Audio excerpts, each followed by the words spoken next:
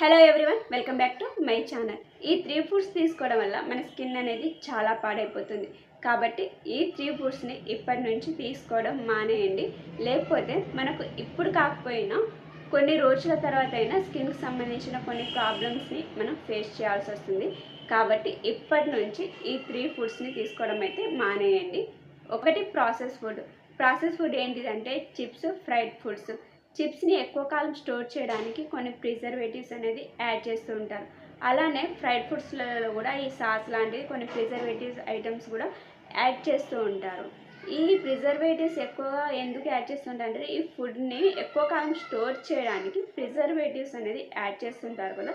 ఈ ప్రిజర్వేటివ్స్ ఉన్న ఫుడ్స్ తీసుకోవడం అనేది మన స్కిన్కి, మన హెల్త్కి ఎలాంటి విధంగా మంచిది కాదు. ఈ ఫ్రైడ్ ఫుడ్స్లలో ఆయిల్ కంటెంట్ కూడా ఎక్కువగా ఉంటుంది. ఈ ఆయిల్ కంటెంట్ ఎక్కువగా ఉన్న ఫుడ్స్ తీసుకోవడం వల్ల మన స్కిన్ అనేది ఆయిల్ని ఎక్కువగా ప్రొడ్యూస్ చేస్తూ ఉంటుంది. ఎక్కువగా ఆయిల్ కంటెంట్ ప్రొడ్యూస్ చేయడం వల్ల మన ఫేస్పై యాక్నెస్, పింపుల్స్ అనేది ఏర్పడుతూ ఉంటాయి. కాబట్టి ఈ ప్రిజర్వేటివ్స్ ఉన్న ఫుడ్స్ని తీసుకోవడం మానేయండి.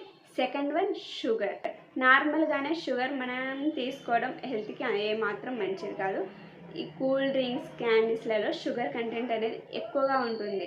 మనం ఈ కూల్ డ్రింక్స్ని, క్యాండీస్ని, షుగర్ కంటెంట్ ఎక్కువ ఉన్న ఐటమ్స్ని, ఈ షుగర్ కంటెంట్ ఎక్కువగా ఉన్న ఫుడ్స్ని మనం రెగ్యులర్గా తీసుకోవడం వల్ల మనకు తెలియకుండా మనకు వెయిట్ గెయిన్ అయిపోతూ ఉంటాం. కాబట్టి షుగర్ కూడా అసలు మన హెల్త్కి మంచిది కాదు. థర్డ్ వన్, ఆయిల్ ఫుడ్స్ అనేది ఈ ఫ్రైడ్ ఫుడ్స్లలో ఆయిల్ ఎక్కువగా ఉంటుంది.